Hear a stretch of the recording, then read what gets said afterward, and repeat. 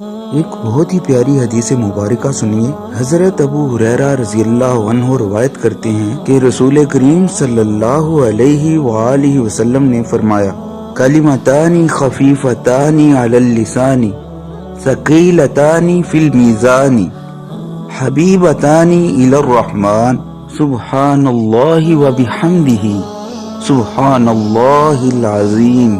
پیارے کریم آقا صلی اللہ علیہ وآلہ وسلم فرماتے ہیں، دو کلمے ایسے ہیں جو زبان پر بڑے ہلکے ہیں، میزان میں بڑے وزنی ہیں، رحمان کو بڑے محبوب ہیں، وہ سبحان اللہ وبحمدہ سبحان اللہ العظیم ہیں۔